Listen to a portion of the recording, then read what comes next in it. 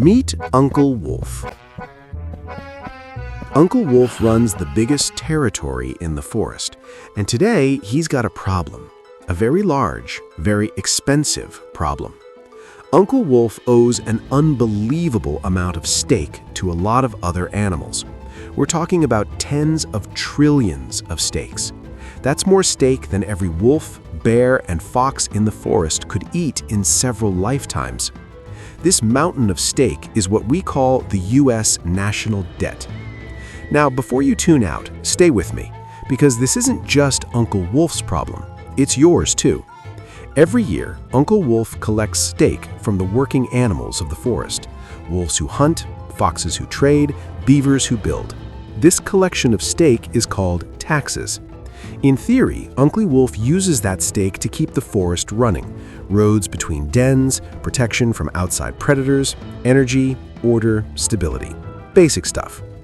Here's the issue. Uncle Wolf always eats more steak than he collects, every single year. Different leaders, same habit.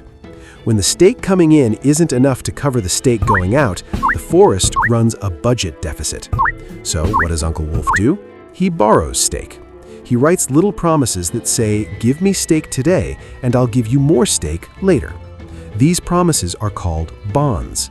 Other animals buy them. Banks buy them. Investment packs buy them. Even Grandma Wolf's retirement stash buys them. They trust Uncle Wolf because historically he's paid back his steak. But the forest isn't the only lender. Other territories get involved too. Panda territory, Eagle lands, European Bear Union. They all lend steak because Uncle Wolf's territory has long been considered a safe place to store meat. For years, lending to Uncle Wolf felt almost risk-free. And that's how the steak pile started growing. Quietly at first, then faster and faster. Now, borrowing steak isn't automatically bad.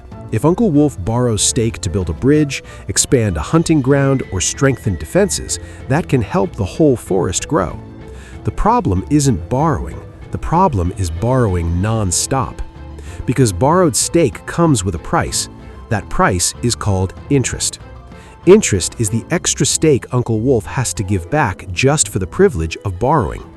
And here's where things start getting ugly. Uncle Wolf now spends hundreds of billions of steaks every year just paying interest, not reducing the debt, not paying it off, just keeping it from exploding even faster. It's like owing so much steak that all your hunting goes toward feeding the interest, while the original pile keeps sitting there, untouched, growing. And then there's another twist. Some of Uncle Wolf's steak promises are bought by a very special group, the Forest Reserve. They aren't exactly part of Uncle Wolf's pack, but they aren't fully separate either. When the Forest Reserve buys these promises, they create new steak digitally. No hunting, no killing, just steak appearing on a balance sheet. Supporters say this keeps the forest stable, prevents panic, and avoids collapse. Critics say it encourages Uncle Wolf to keep overspending because the pain is delayed. Both sides are right in their own way. But here's the risk no one likes to talk about. What happens if lenders start getting nervous? If foreign territories start demanding higher interest for their steak? Or worse, if they decide Uncle Wolf's promises don't look so trustworthy anymore? They could slow down lending or dump their steak promises all at once. If that happens, steak hits the fan. Borrowing becomes more expensive. Interest payments explode. Uncle Wolf has fewer steaks left for the forest itself. And that's when regular animals feel it. When debt gets too high, Uncle Wolf has only a few bad options. Raise taxes and take more steak from workers, cut spending and let roads crumble, schools decay, and services weaken, or quietly weaken the value of steak itself, so each steak buys less than before. None of these options feel good when you're just trying to survive. You might think, I don't own any steak anyway, so why should I care? Fair question. But even if you don't own steak, you live in the forest, and the debt shapes everything around you. Prices, jobs, stability, opportunity. The scary part isn't that the forest would collapse tomorrow.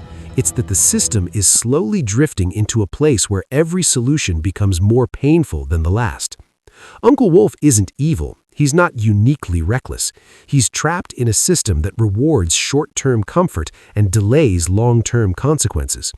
And as long as borrowing stake feels easier than fixing the structure of the forest, the pile keeps growing. The national debt isn't just a number.